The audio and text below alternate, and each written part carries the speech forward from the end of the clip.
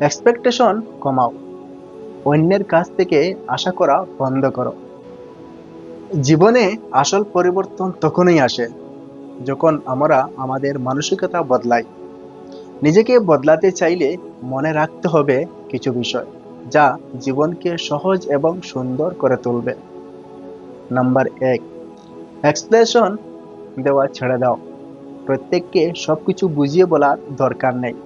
যা করেছো তা যদি সঠিক মনে হয় তাহলে নিজেকে জাস্টিফাই করার প্রয়োজন নেই।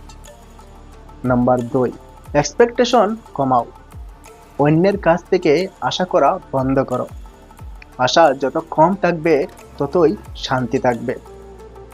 নাম্বার 3, হার্ট হলে হেসে বেরিয়ে আসো।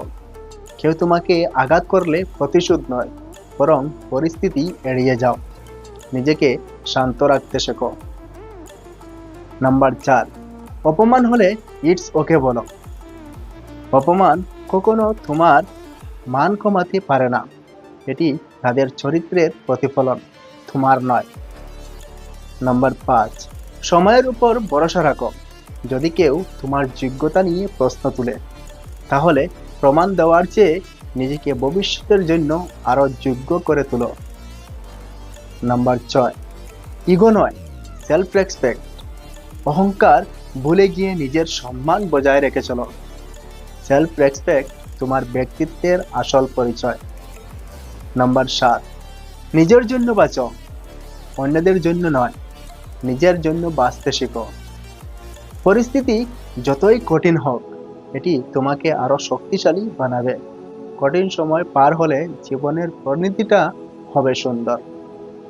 এই মানুষের শুধু তোমার জীবনকে সুন্দর করবে না, বরং তোমাকে জীবনের প্রতি নতুন দৃষ্টিভঙ্গি দেবে। নিজেকে ভালোবাসো, নিজের উন্নতির জন্য কাজ করো, আর জীবনকে সেরাভাবে উপভোগ করো। মনে রাখবেন, আত্মবিশ্বাস যার নেই সে কখনোই সফল হতে পারবে না। পরিস্থিতি যাই হোক, মনোবল কখনো হারাবেন না। আত্মবিশ্বাসই আপনাকে শেষ মুহূর্তে আপনাকে সম্মানিত করবে। কারণ আত্মবিশ্বাস আর আত্মসম্মান দুটোই একে অপরের পরিপূরক। এই দুটো জিনিস যদি নিজের মধ্যে না থাকলেও কেউ মাথা উঁচু করে বাঁচতে চাইবে না। যাই হোক, আপনি বাঁচতে থাকুন। অ্যাটলিস্ট আমি এটা মনে করি। যদি এই ভিডিও আপনারা ইউটিউবে দেখেন তাহলে সাবস্ক্রাইব করে বেল আইকন দিয়ে সঙ্গে থাকবেন, এবং ফেসবুকে দেখেন তাহলে ফলো করে অন্যদেরকে দেখার সুযোগ করে দিবেন।